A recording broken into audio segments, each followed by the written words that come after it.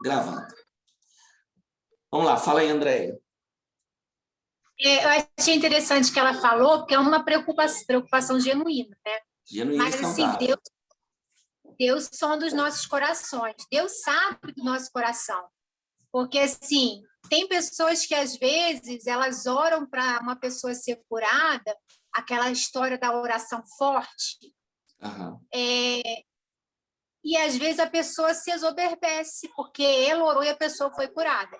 Mas eu lembrei, quando ela começou a contar, eu lembrei da oração de Davi. Sofia. Sofia. Sofia tá aqui. Deixa eu mutar o meu aqui.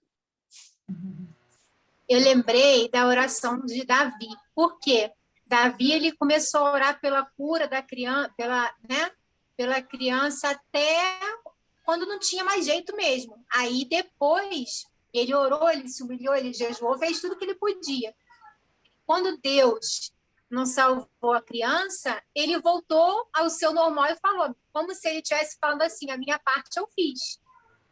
Né? E eu acho assim, eu não vejo problema em orar. Eu vejo mais problema, que acontece muito nas igrejas, as pessoas colocarem o Deus na frente da fala para dar autoridade ao seu desejo. Então, por exemplo... Exatamente aí esse ponto que você falou que eu queria chegar. Você explicou melhor do que eu. Exatamente esse ponto aí. Às vezes a pessoa fala como se fosse a ação de Deus, como se quisesse mandar a Deus fazer aquilo, sabe como?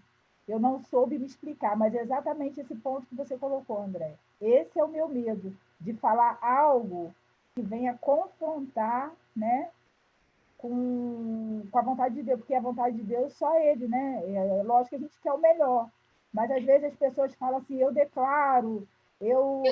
Exatamente. Eu determino. Eu determino, né?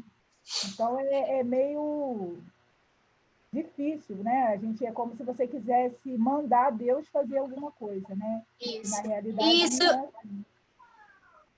Ô, Michele, isso é uma teologia, que diz, né, que Deus, como ele levou sobre si todas as nossas enfermidades, nossas dores, então a gente não deve aceitar doença nenhuma. Só que qual o conflito com aqui a gente não sabe, às vezes é uma enfermidade para a glória de Deus, às vezes Deus quer levar mesmo o seu servo. É horrível, é triste, é doloroso, mas às vezes para a gente que fica, né?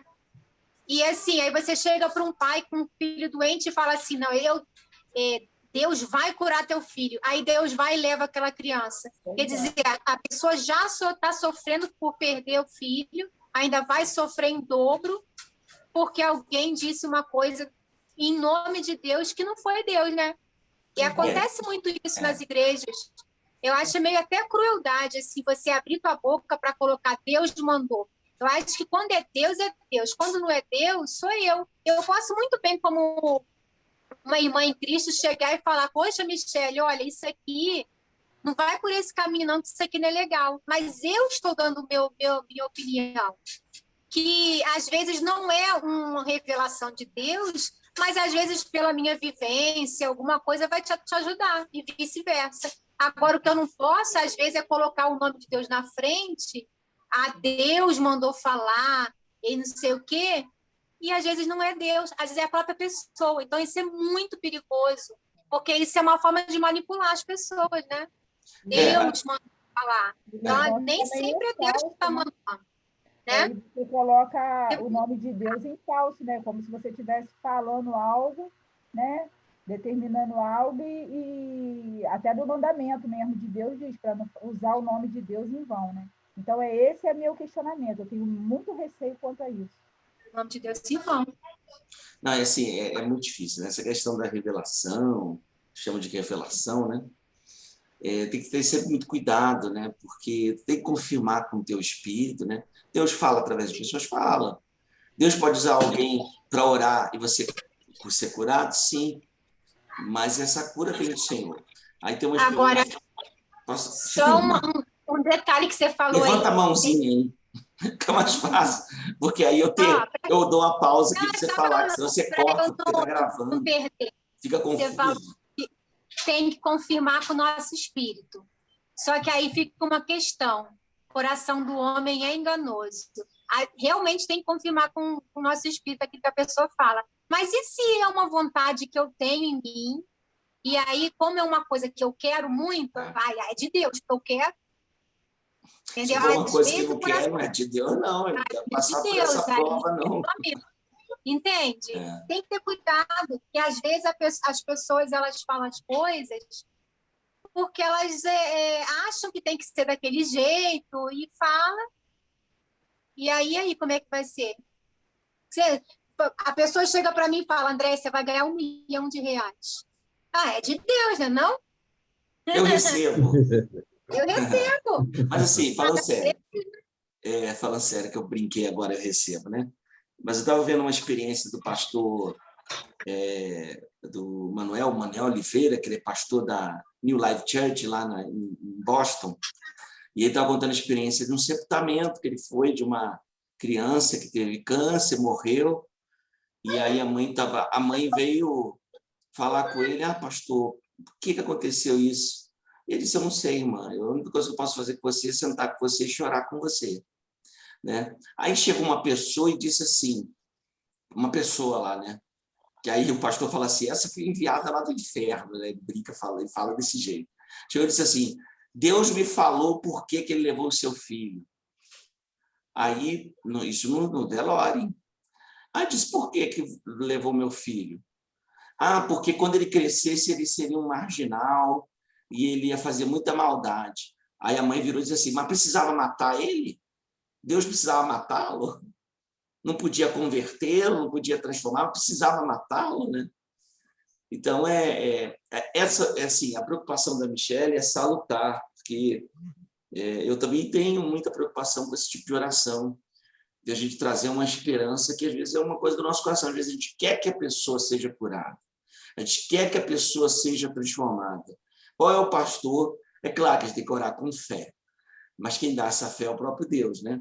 É algo assim, uma linha muito tênue, né? Você falar a respeito disso, que entra a fé e entra a questão da vontade de Deus, e às vezes a gente está orando, né, contra a vontade de Deus, né? E a gente começa a fazer coisas se a vontade de Deus é outra, né? Igual às vezes a gente quer se intrometer, até num aconselhamento a uma pessoa que Deus está permitindo que ela passe por uma situação, né? E às vezes a pessoa quer até sair da igreja, ou sei lá, e a gente às vezes quer impedir aquele processo, mas é um processo de Deus na vida dela. E na oração, essa oração com questão de enfermos, a gente tem que ter cuidado justamente para trazer uma esperança de algo que está no nosso coração e não vem de Deus para ela. A gente ora pedindo a cura, crendo que Deus vai curar. Então a gente tem que crer que Deus vai curar. Agora, a gente não pode trazer uma falsa esperança para a pessoa. Não, Deus vai te curar. Mas a gente que ora tem que orar crendo, nós que oramos tem que orar crendo que Deus vai curar. Então, nosso papel é orar, dizer, Senhor, cura, liberta, tu tens todo o poder para curar, tu és médico dos médicos, né? Tu pode curar, tu pode transformar a vida dessa pessoa, né? Mudar esse quadro, tu és Deus e nós, né, invocamos o teu nome para que o Senhor haja e derrama o bálsamo de cura na vida da pessoa. A gente ora assim, mas quem vai fazer é Deus. E às vezes o grande paradigma, fugiu a palavra, sinônimo de contradição, paradoxo, né? Seria quase um sinônimo de contradição, né? O paradoxo disso é que, às vezes, a melhor oração para aquela pessoa, dependendo do quadro de sofrimento, seria talvez Deus levá-la. Olha só como é que é complicado. Deus, eu me lembro da irmã do Arley, não sei quem lembra do Arley, que foi no retiro com a gente, né? Foi ovelha minha lá em Paracambi, na igreja de Lages. Eu lembro do Arley. Lembra, né? O Arley perdeu um irmão de 12 anos, o irmão caiu da laje, soltando pipas, foi pegar uma pipa, né? E aí e aquele negócio de irmão, né? Quando tá bem, eles combinam as coisas e não contam para os pais, mas quando tá mal, um entrega o outro. Nesse dia ele estava bem, aí o menino era levadão, mas era um menino lindo. Falou, Arley, deixa eu pegar aquela pipa lá, deixa eu pegar. Tá bom, Lohami, o nome dele é Lohami. Lohami, tá bom, vai lá pegar a pipa. Tá, mas cuidado, hein? Aí ele foi tomar banho. Só que o menino, o avô já tinha escondido uma escada para ele não subir. Ele pegou a escada, subiu no terceiro andar, já estava no segundo, subiu no terceiro para pegar uma pipa que estava na árvore. E aí ele foi puxando a linha, andando para trás. Esqueceu da beirada, caiu. Caiu, aí foi 40 dias de internação. Para mim, foi uma das experiências mais dolorosas que eu tive, porque eu tive um problema sério com o Ministério de Louvor da minha igreja por causa disso, né? E eu rompi os laços pastorais com uma igreja por causa dessa situação. Pra vocês terem uma ideia, um dia eu conto melhor. A Andréa lembra do trauma que foi. A Andréa estava grávida da Sofia, né? De alguns meses iniciais, né? E foi um trauma para mim de igreja que me levou até a estudar de novo, né? Por isso que eu fiz curso de Direito, que eu falei, vou voltar a estudar. Por causa da morte dessa criança que não era nem membro da minha igreja. O Arley era membro, o avô e a avó, que já tinha falecido 6 meses antes, que era uma mulher de Deus, uma mulher de Deus. Mas a família dele, os pais eram de outra igreja, eram até da Assembleia de Deus. Mas quem dava assistência era ele. Então eu pegava o carro, saía de Paracambi, ia para o Hospital de Saracuruna, levar pessoas para trocar. Eu ainda tinha a oportunidade de vê-lo. E é engraçado, ele não quebrou nada, mas ele teve perfuração do baço, mas ele já estava se recuperando, incrível, estava se recuperando.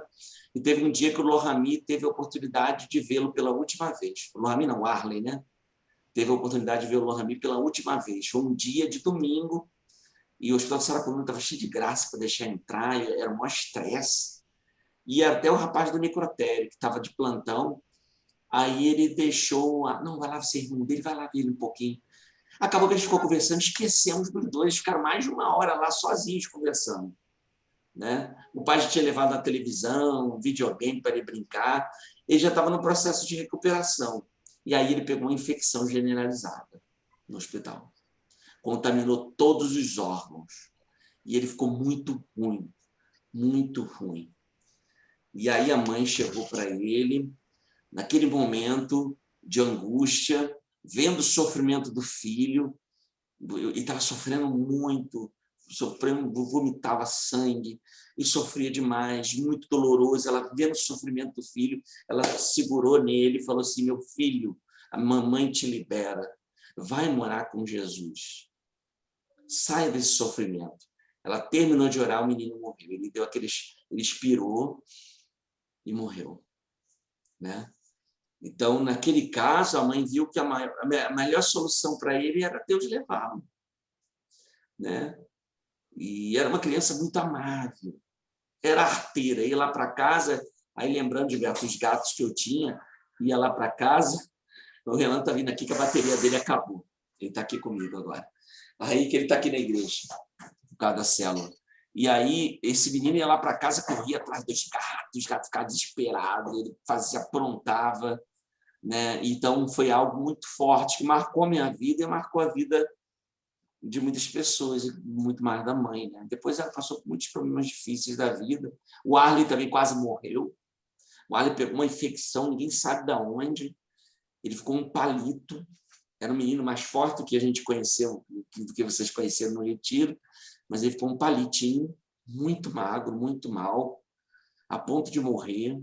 Ficou com várias manchas no corpo, uma infecção acho que se alojou no pulmão dele. Ele ficou muito ruim. E, graças a Deus, viveu. A família passou por muito sofrimento. Então, aí entra essa questão, né, da oração, né, e assim, foi muito, muito doloroso, muito doloroso. Eu acompanhei todo o processo também, foi muito pior do que o do Ademilson, né, porque era uma criança e o pai acreditava na ressurreição dele. Meu amor. E quando o pai viu a gente estava no necrotério de Caxias, né? Quando o pai viu chegando, foi uma confusão, depois eu vou contar outra hora para vocês. Aqui deu um problema danado. Mas no final da tarde do dia seguinte, quando o pai viu o carro da Defesa Civil chegando com o corpo, aí ele falou: pastor, até agora eu acreditava no milagre, mas eu vi que Deus levou meu filho mesmo. Né? Muito, muito doloroso, muito doloroso. Então, assim, é muito difícil essa oração de fé. a igreja toda estava orando. Nós tivemos a experiência aqui também do pastor Lucinei, né? Da igreja de Cachoeiro, de Itapemirim, meu amigo pessoal já de alguns anos, porque nós fomos pastor juntos lá em Itaperuna, o Viviane. Ele foi pastor lá também, da terceira de presbiteriana. Ele foi presidente do presbitério de Itaperuna, né?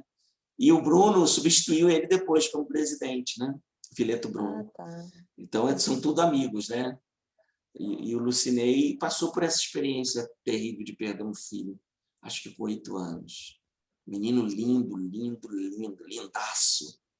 Né? Eu o conheci antes, conheci ele pequeno, né? Bem pequenininho, e foi muito doloroso. Então, ele quase agora, assim, 2 anos atrás, ele quase pagou o ministério. Acho que a ficha foi cair depois, né? E acabou que no dia que ele ia tomar a decisão, como é que Deus faz as coisas? No dia que ele ia tomar a decisão, estava eu, o pastor Ricardo Bessa, o pastor Carlos Magno, vindo de Campinas. Eu acho que a gente estava vindo, retornando de Campinas. Eu falei assim, vamos passar ali para a gente ver um amigo nosso ali, o Lucinei. E era o dia que ele tinha que tomar a decisão se ia continuar no pastorado ou não. E aí acabou que a gente trouxe uma palavra de consolo a ele lá, né, de conforto. Mas é dureza, dureza. Então, assim, é muito complicado essa questão de oração por enfermos. Mas vamos deixar aí a Andréa falar. Ela falou que tinha alguns pontos para falar aí de anotações que ela fez do livro. Espera aí que eu vou te desmutar aqui, porque você estava conversando aí, conversa paralela. Desmuta aí, Andréa. Mexe no seu mudo aí.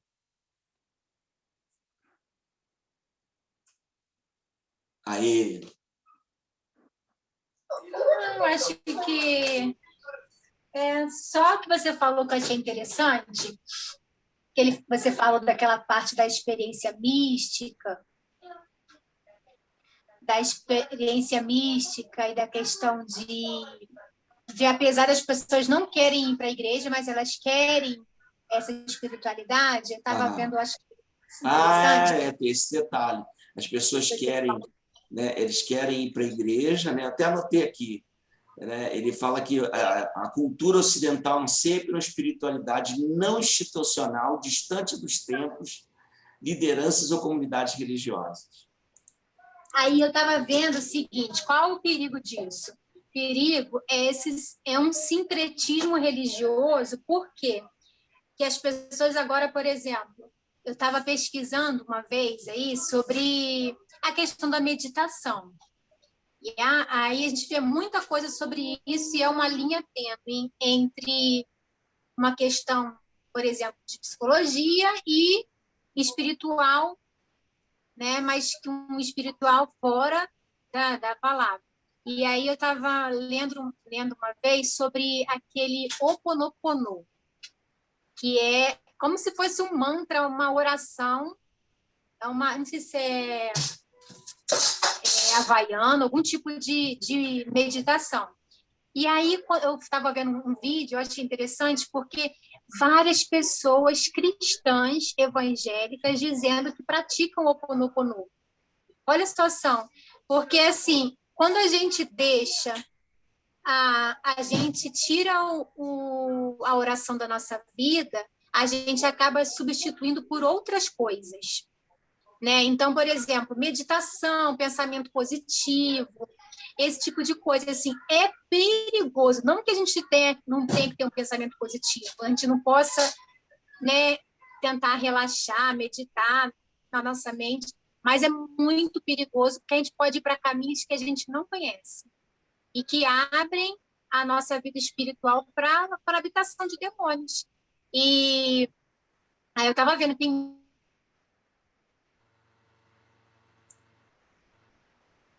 E, André, travou aí a tua internet.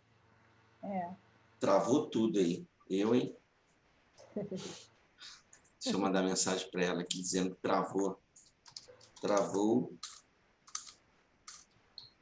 tua internet. Jeane, a oportunidade do print, Jeane. Travou tua internet. Ficou sem internet. Provavelmente o celular dela o descarregou, porque pode ser isso, né? Porque, nem mensagem tem no celular dela, porque a Sofia faz aula no celular também, assim. essa bênção de aula online, já viu, né? Então, deve ter sido o celular, estava caído, deve ter sido o celular dela que descarregou. Mas é aí, pegando o gancho que ela estava falando, isso é uma realidade, né? Existem muitas meditações que ela não tem nada a ver com espiritualidade cristã, a gente tem que ter muito cuidado com isso, porque a gente acaba, aí que entra a questão da oração bíblica, né, também, e a questão de a gente saber orar, se comportar como cristãos, né? Porque a gente acaba aderindo a essas questões que são altamente místicas, né? Quando a gente falou aqui num Zoom lá atrás, falando um pouco sobre satanismo, né? Hoje, não sei se vocês lembram, essa questão da meditação entra profundamente em algumas ramificações aí do satanismo, né? Eles praticam essas meditações, né? Essas questões de conhecimento interior, né? Mas sempre voltado para o antropocentrismo. E eu vi hoje, eu estava participando de uma aula, né? Um curso sobre globalismo, história do globalismo. Aí o camarada estava falando de uma expressão que eu nunca ouvi, antropolatria, uma idolatria do homem, né?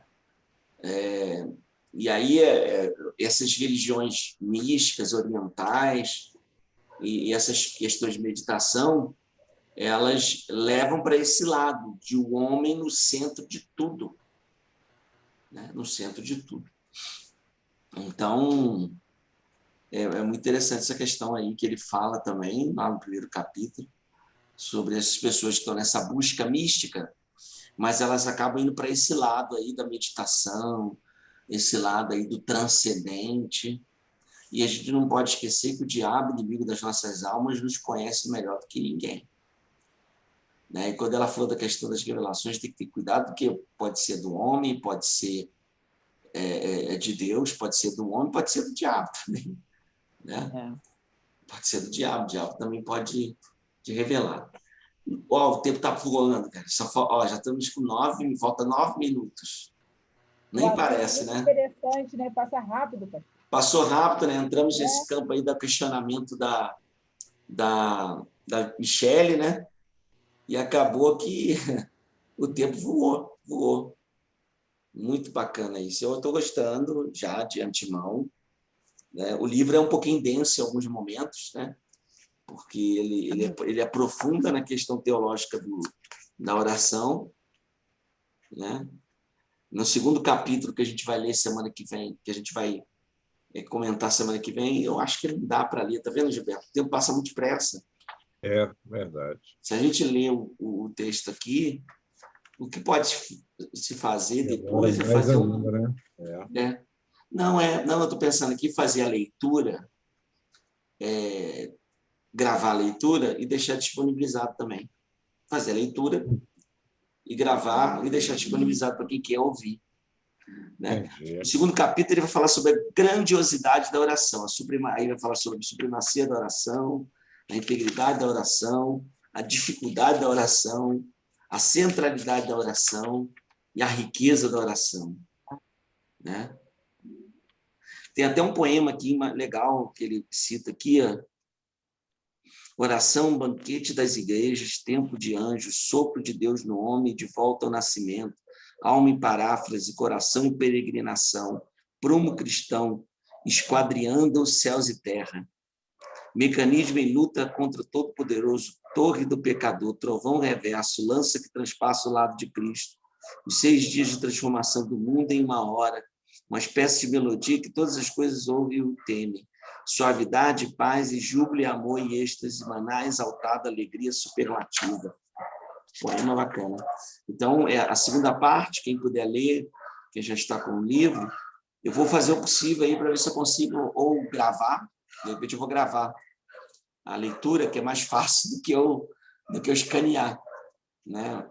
O scanner meu, eu tenho um scanner muito bom, só que ele é da HP e a Java, que era o programa que rodava ele, acabou. Aí ele não roda mais. Poxa, eu escaneava muita coisa nele. Era fácil, eu escaneando folha por folha, já saía tudo PDF, saía até em Word. Ele faz escaneamento do Word.